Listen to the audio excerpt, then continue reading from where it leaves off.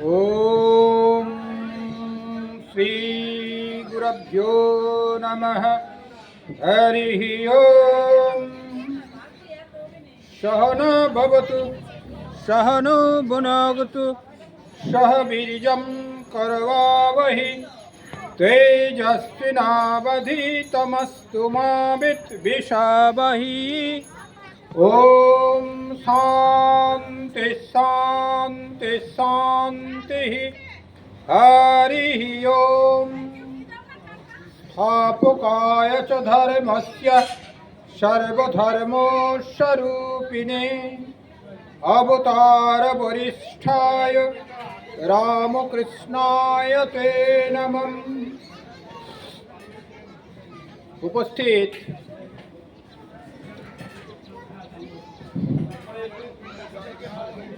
श्री रामकृष्ण माँ शारदा सेवाश्रमेर हरिदास माटी रामकृष्ण शारदा सेवाश्रम हरिदास माटी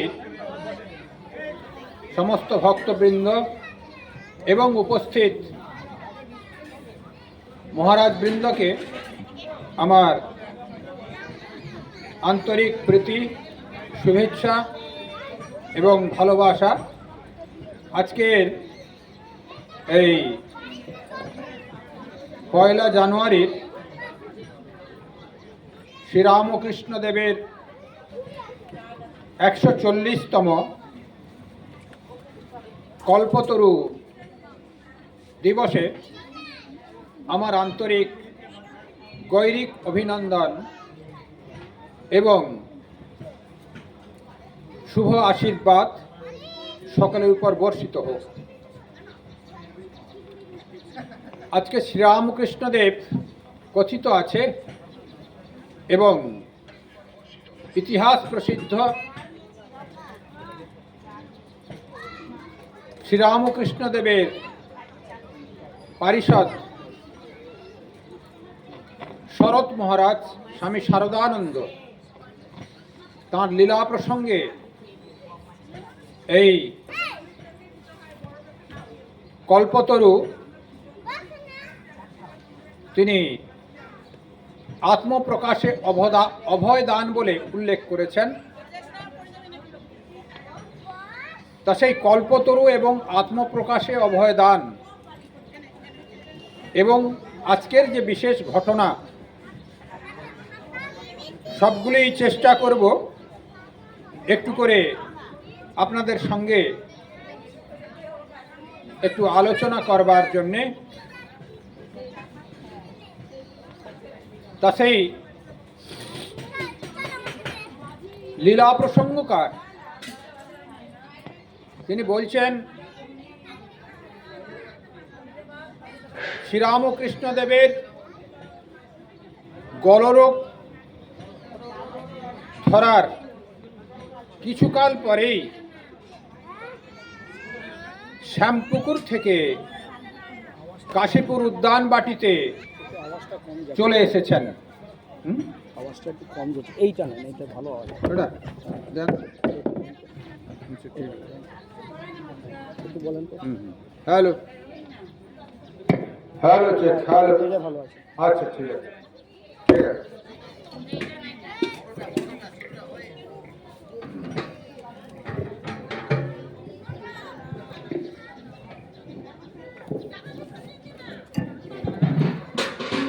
तो आवाज़টা कम যাচ্ছিল, মাইক্রোফোন চেঞ্জ হলো, তা একটু হয়েছে, এটা আওয়াজ ভালো হচ্ছে, ঠিক আছে। তো শরৎ মহারাজ লীলা প্রসঙ্গতে শ্রীরামকৃষ্ণ লীলা প্রসঙ্গে যে উল্লেখ করেছেন আত্মপ্রকাশে অভয় দান, সেটি মোটামুটি করে আমরা চেষ্টা করব উল্লেখ করবার জন্যে। কাশীপুর উদ্যানবাটি থেকে কাশীপুর উদ্যানবাটিতে আসার অব্যবহিত পরেই শ্রী রামকৃষ্ণ দেবের চিকিৎসা শুরু হয়। মহেন্দ্রলাল সরকার মহাশয় চিকিৎসা করেন, হোমিওপ্যাথিক চিকিৎসা করতেন। কিন্তু আমাদের গিরিশ ঘোষের ভাই অতুল প্রসাদ, তার সঙ্গে রাজেন্দ্র দত্ত মহাশয়ের আলাপন হয়। তিনি মনে মনে ভাবেন, শ্রীরামকৃষ্ণদেবকে যদি হোমিওপ্যাথিক ঔষধ একটা দেওয়া যায়, যদি একটু সুস্থ করানো যায়, তাহলে হোমিওপ্যাথিকের অনেক প্রসার হবে। সেই জন্যে মহেন্দ্রনাথ সরকারের সঙ্গে তিনি একটু অবসর সময়ে কথা বললেন, দিয়ে একটি ঔষধ ঠিক করলেন, লাইকোপোডিয়াম 200। তা এইটি প্রয়োগ করার পরে শ্রীরামকৃষ্ণদেবের এক সপ্তাহ কাল একটু ভালোই কেটেছিল। তা সেই ভালোই কেটেছে মানে শ্রীরামকৃষ্ণদেবের কিছুকাল পরেই হয়তো শরীর যাবে, আগস্ট ধরুন, তা এটা জানুয়ারি, তা শরীর ছেড়ে দেবেন এই 1 জানুয়ারিতে 1886 1 জানুয়ারি তিনি সকাল থেকেই শুরু করেছিলেন। আমাদের আছে 3টের সময়, সেটি আসছি, কিন্তু সকাল থেকেই তিনি শুরু করেছিলেন কৃপা করবার জন্যে। তা ঘুম ভাঙার পরে একটু সুস্থ বোধ মনে করেছেন। হরিশ মুস্তাফি কাছে আসতেই তাকে কৃপা করলেন এবং হরিশ মুস্তাফি সঙ্গে সঙ্গে দিব্য দর্শন অনুভব করলেন এবং অনেকের যারা বাগানে ইতস্তত ঘোরাঘুরি করছিল বা আশেপাশে, তাদেরও ডেকে নিয়ে এলেন। অর্থাৎ সকাল থেকেই ভগবান শ্রীরামকৃষ্ণদেব তাঁর সেই কলা কৌশল, জগৎ কল্যাণের যে কলা কৌশল, হাটে হাঁড়ি ভাগার কলা কৌশল শুরু করেছিলেন। তারপর বিশ্রাম হচ্ছে। সেদিনকে রবিবার ছিল। রবিবারে এরকম করে সিদ্ধান্ত ছিল, তা গৃহী ভক্তরা অপরাহ্নে বিকেলবেলায় সব কাশীপুর উদ্যানবাটিতে মিলিত হবেন এবং শ্রীরামকৃষ্ণদেবের সম্পর্কে কেমন আছেন, কি আছে, সবার সঙ্গে একটু বৈঠক হবে, তারপরে সিদ্ধান্ত হবে এবং শ্রীরামকৃষ্ণদেবের সঙ্গেও একটু মিলন হবে, একটু প্রণামাদি হবে, আলাপন হবে, আশীর্বাদ নেওয়া হবে, সব রকম ভাবনায়।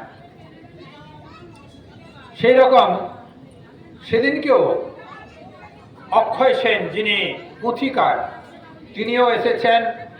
গিরিশ ঘোষ, অন্যান্য সব গৃহী ভক্তরা প্রায় অনেকেই এসেছেন। বাগান বাড়িতে ইতস্তত ঘোরাফেরা করছেন। তা শ্রীরামকৃষ্ণদেব ধুতি এবং সবুজ বর্ণের জামা, সবুজ বর্ণের টুপি এবং জুতোর উপর নকশা দেওয়া জুতো পরে টং টং করে নিচে নামলেন, যেন কোনো অসুস্থের চিহ্ন নাই। তারপর নেমে আসছেন, কাউকে স্পর্শ করতে করতে আসছেন। তারপর হঠাৎ গিরিশ ঘোষ সেখানে, তার আগেই যিনি পুঁথিকার অক্ষয়বাবু, তিনি দুটো চাঁপা ফুল তুলে শ্রীরামকৃষ্ণদেবের পায়ে দিয়েছেন। তাকে শ্রীরামকৃষ্ণদেব কৃপা করলেন। তারপরে গিরিশ ঘোষ, আম গাছ একটি আছে দেখবেন, ঢুকেই কাশীপুর উদ্যানবাটিতে যারা গেছেন দেখবেন আজকে প্রচুর ভিড়, সকাল 4টে থেকে লাইন পড়ে যায়। তা সেই আম গাছটা পুরানো নাই, নূতন আম গাছ সেই স্থলে লাগানো হয়েছে। তা সেই একই জায়গায় সেইখানে গিরিশ ঘোষ দাঁড়িয়েছিলেন। ভগবান শ্রীরামকৃষ্ণদেব এসে বলছেন, গিরিশ, তুমি আমার কথাগুলো এদিক ওদিক অবতার বলে যে প্রচার করে বেড়াও, তা আমার ভিতরে তুমি কি দেখেছো? তা গিরিশ ঘোষ মাতাল, তা ঠাকুরের কৃপাতে অনেক মদ খাওয়া কমেছে, ওই মদের ভিতরেও ভগবানকে তিনি দর্শন করেন। তা অল্প বিস্তর খেতে খেতে ছেড়েই দিলেন শেষটায়। তিনি সে আধা মাতাল অবস্থায় নতজানু হয়ে দুই হাত জড়ো করে বলছেন, ব্যাস, বাল্মীকি যার ইয়াত্তা করতে পারে নাই, আমি এই ক্ষুদ্র মানুষ তোমার কি করে বর্ণনা করব? তা ব্যাস আর বাল্মীকি, ব্যাস স্বয়ং ভগবান যে কথাগুলো অর্জুনকে উপদেশ দিয়েছিলেন গীতা, সেটি মহাভারতের ভীষ্ম পর্বে, সেই মহাভারতের রচয়িতা হচ্ছেন ব্যাসদেব। আর তিনিও ভগবান শ্রীকৃষ্ণের কথোপকথন তুলে ধরেছেন। আর বাল্মীকি রাম জন্মাবার আগে রত্নাকর দস্যু থেকে রাম নামেতে পরিবর্তিত হয়ে বাল্মীকি রূপ ধারণ করেছিলেন, তারপর রামায়ণ রচনা করেছেন। অর্থাৎ রাম জন্মাবার আগে রামের সমস্ত জীবনী কি কি হবে বর্ণনা করেছেন সেই বাল্মীকি। তা ব্যাস এবং বাল্মীকি ভগবান শ্রীকৃষ্ণ এবং রামচন্দ্রের যে বর্ণনা তুলে ধরতে পারেনি সম্পূর্ণভাবে, যেন তা আমি এই ক্ষুদ্র গিরিশ ঘোষ তোমার সে যে রাম যে কৃষ্ণ একই শরীরে এসেছে তার কি বর্ণনা করব।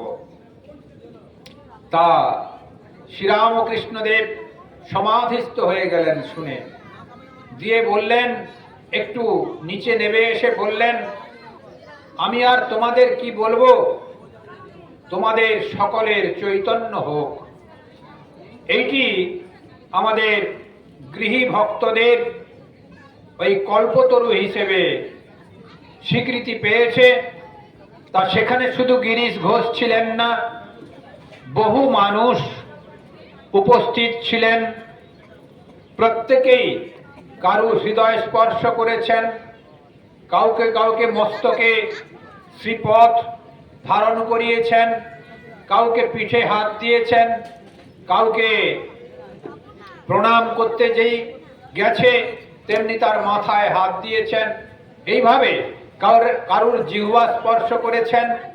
প্রত্যেকেই যারা যারা ছিলেন যেন সবাইকেই কৃপা করেছেন, এক আধজন ছাড়া। তা প্রত্যেকেই তার উপলব্ধি থেকে বলেছেন, একটি বিশেষ স্তরে আমরা বিচরণ করেছি।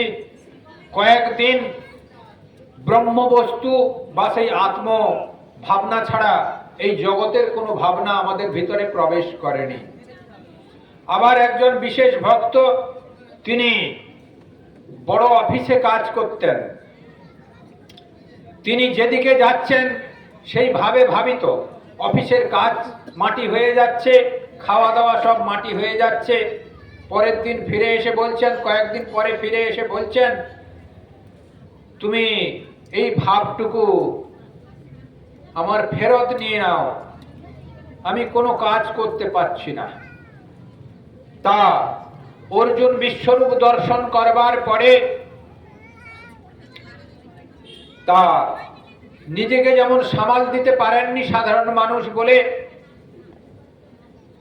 ভগবান শ্রীকৃষ্ণকে ফেরত নিতে বলেছিলেন, তোমার রূপ সংবরণ করো, আমি আর থাকতে পারছি না, জ্বলে পুড়ে যাচ্ছি। তা ভগবান শ্রীরামকৃষ্ণের কৃপা তিনি হজম করতে পারলেন না, এসব ফেরত দিলেন। তারপর প্রকৃতিস্থ হলেন, পরে অনুতপ্ত হয়েছিলেন। কি হয় শেষ পর্যন্ত দেখার দরকার ছিল, কিন্তু আমি ভুল করেছি। পরবর্তীকালে অনুতপ্ত হয়েছিলেন। যাক, সে কথা সেদিনকের এই ঘটনা। কিন্তু লীলা প্রসঙ্গকার বলছেন আত্মপ্রকাশে অভয়দান। জল হলে তো আমি কল্পতরু সম্পর্কে একটু বলে নিয়ে আত্মপ্রকাশে অভয়দান কেন বলছি। কল্পতরু, কল্প কথার অর্থ হচ্ছে আমরা সংকল্প মাত্রে যা পাই সেটিকে কল্পবৃক্ষ বা সংকল্প সাধন বলে। সংকল্প করে কর্মও করা হয়, যাজন প্রবৃত্তিতে আছে এই সংকল্প বা কল্প। বৃক্ষ কথার অর্থ হচ্ছে গাছ। এখানে কল্প বৃক্ষ মানে পারিজাত বৃক্ষের কথা, স্বর্গরাজ্যের বৃক্ষের কথা বলা হয়েছে। বা যে গাছের নিচে দাঁড়িয়ে যা কিছু চিন্তা হয় তা সেই ভাব প্রাপ্ত হবে। সেই জন্যে তো কল্পবৃক্ষ অর্থাৎ কল্পতরু, যে গাছের নিচে দাঁড়িয়ে যা কিছু চিন্তা করবে সে তার ভাব প্রাপ্ত হবে। কিন্তু লীলা প্রসঙ্গকার শরৎ মহারাজ বলছেন তা নয়। শ্রীরামকৃষ্ণদেব কেউ খারাপ চিন্তন করেছেন, তাকে খারাপ ভাবনাটা দেননি। তিনি যে যেখানে আছে সেখান থেকে তোমাদের চৈতন্য হোক, অর্থাৎ সেখান থেকে উন্নীত হবার, সেখান থেকে উপরে ওঠার পথ নির্দেশ করেছেন। শুধু নির্দেশ করেননি, চৈতন্য প্রাপ্তি করিয়ে দিয়েছেন। অর্থাৎ মানুষ বাসনার কামনার জালে জড়িত হয়ে যেসব চিন্তা করবে সেগুলো তিনি পারমিট করেননি বা দান করেননি। তিনি আত্মসত্তাকে আধ্যাত্মিক জগতের বিকাশ লাভের জন্য এসেছিলেন, তাই করেছেন।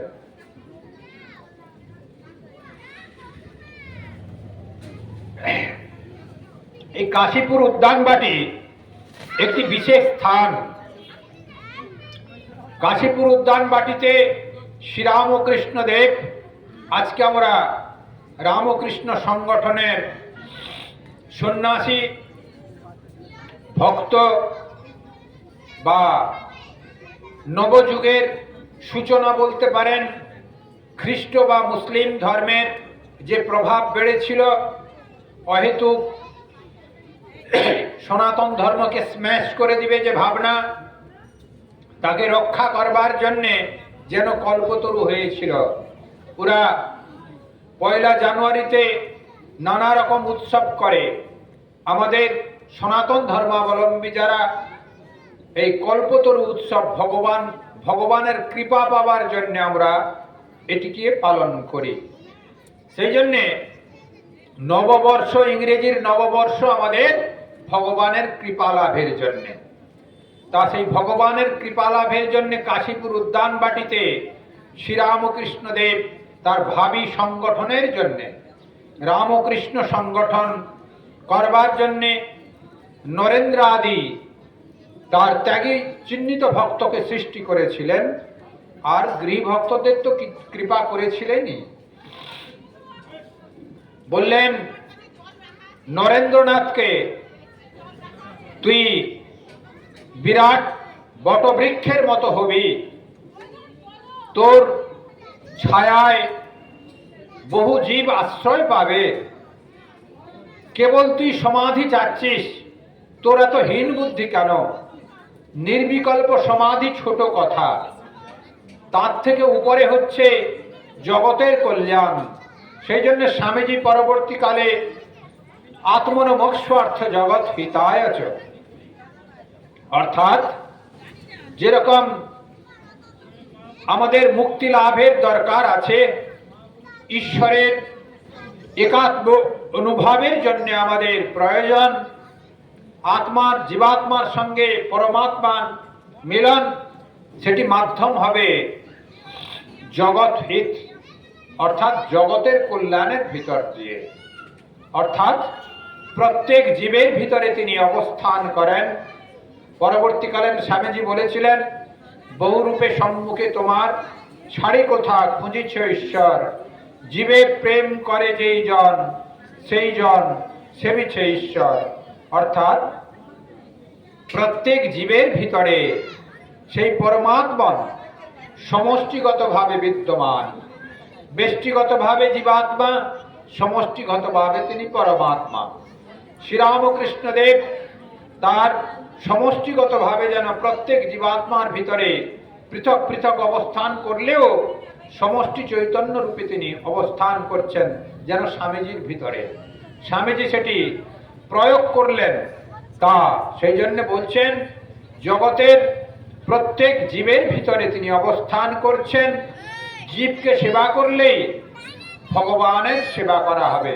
তবে হ্যাঁ, জীবকে ভগবান জ্ঞানে সেবা করতে হবে, তবে তার সেবা করা হবে।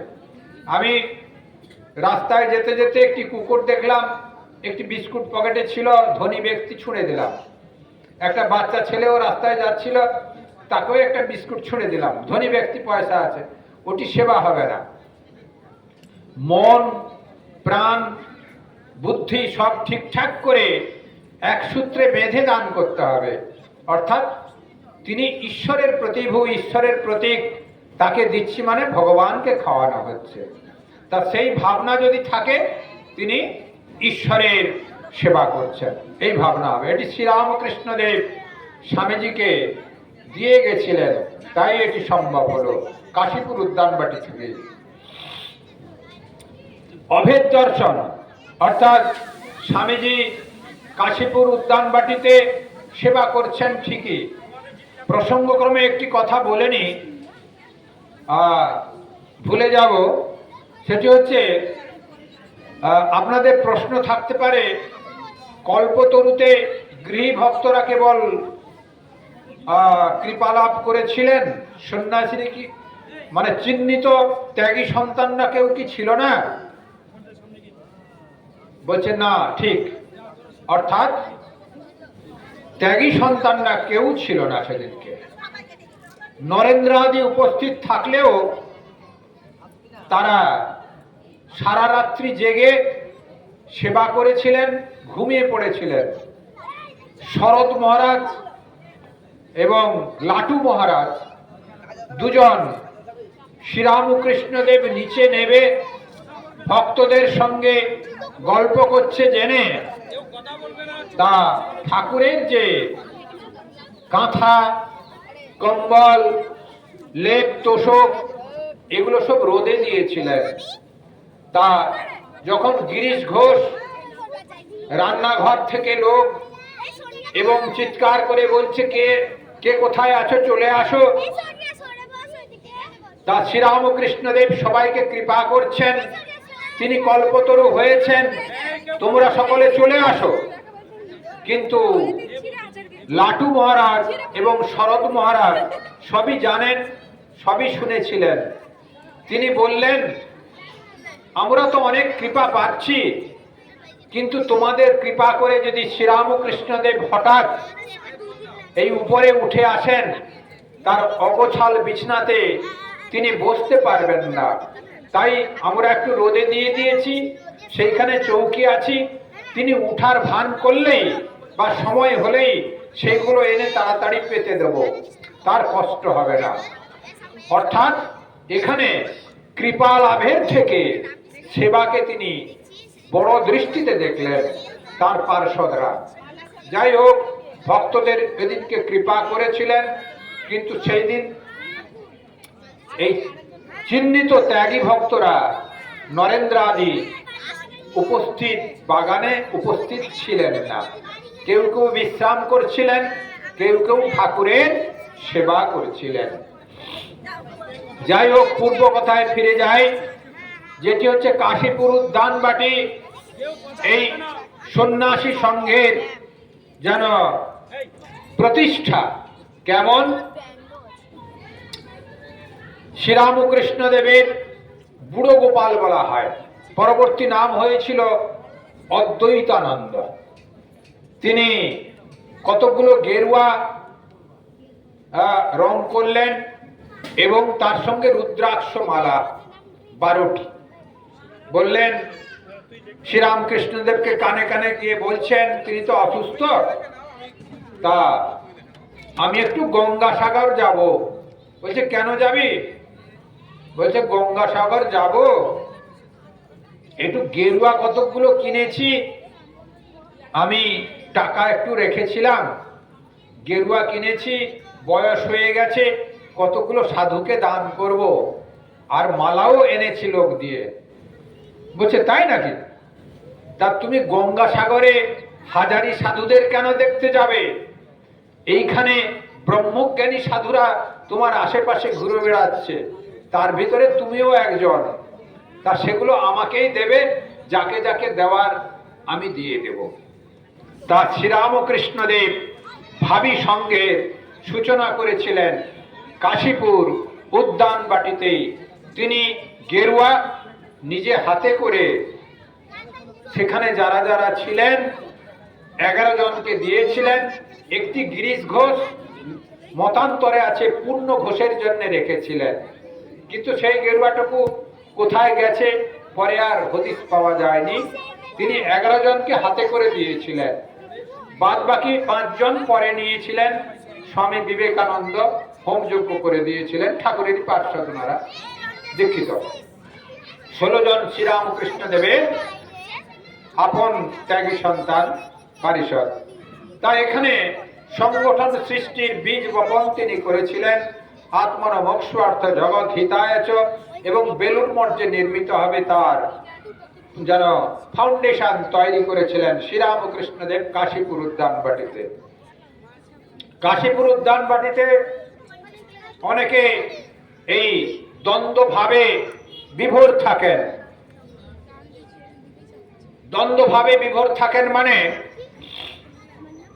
আমি বৈষ্ণব, আমি শাক্ত, আমি শৈব, আমি গণপত্য, আমি সূর্যের উপাসক, আবার আমি মুসলমান, আমি খ্রিস্টান, আরো বৌদ্ধ, নানা রকম সব দ্বন্দ্ব করতেন। শ্রীরামকৃষ্ণদেব স্বামীজিকে দিয়ে সেই দ্বন্দ্ব ঘুচিয়েছিলেন। বলেছিলেন, হ্যাঁ রে, স্বামীজি একদিন এসেছেন, দেওয়ালের পাশে দাঁড়িয়ে আছেন, মনে মনে ভাবছেন, এ যদি অবতার হিসেবে এখন বলে তাহলে এর জন্য কিছু করা যাবে গা, নচেত এর জন্য কিছু কাজ করে লাভ নাই। তা শ্রীরামকৃষ্ণদেব অসুস্থ, বলে, দেখ তো নরেন এসেছে মনে হয়, ডাক ওকে ডাক। তা ডাকলেন, ডেকে বিছনায় বসালেন, বসলেন। যে রাম, যে কৃষ্ণ, ইদানিক এসনি রে রাম ও কৃষ্ণ, তোর বেদান্তের দৃষ্টিতে নয়। অর্থাৎ যে রাম, রাম ত্রেতা যুগে এসেছিলেন, বাল্মীকি রামায়ণ রচনা করেছিলেন, সেই রাম ত্রেতা যুগে এসেছিলেন, তাকে পুরুষোত্তম বলা হয়। তার যে ক্রিয়াকলাপ, এবং দাপর যুগে শেষের দিকে ভগবান শ্রীকৃষ্ণ এসেছিলেন, তিনি ব্যাসদেবের দ্বারা রচিত ভাবটা পাওয়া যায়। গীতা তার প্রত্যক্ষ আমাদের প্রস্থানত্রয়ের ভিতরে একটি পুস্তক এবং আমাদের গুরুত্বপূর্ণ একটা শাস্ত্র। তা সেই ভগবান শ্রীকৃষ্ণ তিনিও যা অর্থাৎ রাম এবং শ্রীকৃষ্ণ উভয়ই এই শরীরে বিদ্যমান আছে। অর্থাৎ তোমরা এই সমাজে যে দ্বন্দ্ব করে বেড়াচ্ছ, আমরা বিভিন্ন সম্প্রদায় গোষ্ঠীভুক্ত, প্রত্যেক গোষ্ঠীর সঙ্গে গোষ্ঠীর লড়াই, এটি ভালো জিনিস নয়। সেই জন্য বলছেন সমন্বয়। এই সমন্বয়ের বীজ ওখান থেকে তিনি স্থাপন করেছিলেন। এক পরম ব্রহ্মই এক বস্তু, অবতার এবং আচার্য, এই দুটি স্রোত। এই আচার্যের ভিতরেও আবার তিনটি স্রোত, অদ্বৈত, বিশিষ্টাদ্বৈত এবং দ্বৈত। আর অবতারবাদ, এবং শুধু তাই নয়, পুরাণ মতেতে পাঁচটি উপাসনা, সবগুলির যেন সমন্বয় করেছিলেন শ্রীরামকৃষ্ণদেব। সেই বার্তা স্বামী বিবেকানন্দ এবং অন্যান্য ত্যাগী ও ভক্তদের সেটি দিয়ে গেছিলেন। সেই জন্য কাশীপুর উদ্যানবাটি একটি বিশেষ স্থান, যে স্থানেতে আমরা গেলেই আমাদের মনের পরিবর্তন হয়। আজকের দিনে বিশেষ করে লক্ষ লক্ষ লোকের সেখানে সমাবেশ। আমরা 3-4 বছর ভলান্টিয়ারি করেছি। বেলুড় মঠেতে ট্রেনিং সেন্টারে থাকা অবস্থায় আমরা আবার ব্রহ্মচারীরা গিয়ে ভলান্টিয়ারি করতাম। আবার জেনারেল সন্ন্যাসী হিসাবে পোস্টিং ছিলাম। আমাদের জন্য নৌকা সেখানে ব্যবস্থা ছিল, লঞ্চ। সকালে মঙ্গল আরতি ওখানেই গিয়ে দর্শন করতাম। 3টেই উঠে স্নান করে ওই 4টের সময় নৌকা বাঁধা থাকতো, লঞ্চ, সেখান থেকে ওপারে গিয়ে 4:30 মঙ্গল আরতি দর্শন করতো। মঙ্গল আরতির পর থেকে সেই যে খোলা হবে, বিকেল চলতে থাকবে ওই সন্ধে পর্যন্ত, সন্ধে কি তারপরেও অনুষ্ঠান শেষ হওয়া পর্যন্ত। লোকে লোকারণ্য, সবার প্রসাদেরও ব্যবস্থা থাকে। তা ভারী সুন্দর। কেউ কেউ সময় করে একবার কাশীপুর উদ্যানবাটিতে 1 জানুয়ারি ঘুরে আসবেন। ঠাকুরের অশেষ মহিমা, লক্ষ লক্ষ লোকের সমাবেশ, ভারী সুন্দর। শ্রীরামকৃষ্ণদেব শুধু নয়, প্রত্যেক অবতার পুরুষ আচার্য বলছেন তীর্থ ভ্রমণের মহিমা আছে। অর্থাৎ একমনা হয়ে যেসব ভক্তরা একমনা হয়ে তীর্থে যান, সেই মনের যে সমষ্টি ঘনীভূত ভাবটা, তীর্থ যেন একটা রূপ পায়। সেই রূপ আবার প্রত্যেক মনের ভিতরে সুন্দরভাবে ফিরে আসে, শুভ ক্ষণ তৈরি করে দেয়, শুভ মন তৈরি করে দেয়, শুভ ভাব তৈরি করে দেয়। সেই জন্যে তীর্থ ভ্রমণের একটা বিশেষ ফল আছে। কাশীপুর উদ্যানবাটি আজকে 1 জানুয়ারিতে বিশেষ তীর্থ। প্রত্যেক দিনই তীর্থ। ভাইস প্রেসিডেন্ট মহারাজ একজন থাকেন ওখানে, প্রত্যেক দিনই তীর্থ, তো আজকে বিশেষ তীর্থ। আর তার সঙ্গে যেখানে আমাদের সৎ প্রসঙ্গ হয় এবং কল্পতরু উৎসব হিসেবে যেখানে আমরা আজকে এই প্রবচন নয়, আমরা আলোচনা করছি, আমাদের পরস্পরের সম্বন্ধ স্থাপনের চেষ্টা করছি ভগবানের সঙ্গে ভক্তের, সেই স্থানও তীর্থক্ষেত্র। আজকের এই স্থানও তীর্থক্ষেত্রে পরিণত হয়েছে। আমরা সকলেই ভগবান শ্রীরামকৃষ্ণদেবের কাছে কৃপা প্রার্থী, এবং তিনি যেন আমাদের এই কৃপা করেন। বিকেল 3টে তিনি কৃপা করেছিলেন তা নয়, সকাল থেকেই তিনি কৃপা করেছিলেন, এখনো তিনি কৃপা করবেন। আমরা একটু সাধন ভজন করে মনকে যদি একাগ্র করতে পারি, আজকে বিশেষ দিনে তিনি অবশ্যই কৃপা করবেন। আজকে ভগবান শ্রীরামকৃষ্ণদেবের কাছে বিশেষভাবে প্রার্থনা করি আমাদের সকলের উপরে যেন তিনি কৃপা বর্ষণ করেন, আত্ম প্রকাশে অভয় দান, অর্থাৎ আমাদের নিজেদের আধ্যাত্মিক জগতের কল্যাণ সাধনের জন্য তিনি যেন চৈতন্য হোক, এই শব্দটা প্রয়োগ করেছিলেন। আমাদের প্রত্যেকের ভিতরে যেন সবার সেই মূল ভাব চৈতন্য হোক, ফিরে আসুক। যেখানেই আছি প্রত্যেকের আমাদের চৈতন্য হোক। কল্যাণমস্তু কল্যাণমস্তু কল্যাণমস্তু। সর্বে ভবন্তু সুখিনঃ, সর্বে সন্তু নিরাময়া, সর্বে ভদ্রাণি পশ্যন্তু, মা কশ্চিৎ দুঃখমাং ভবেৎ। আপনারা সকলে ভালো থাকুন। কল্যাণমস্তু কল্যাণমস্তু কল্যাণমস্তু।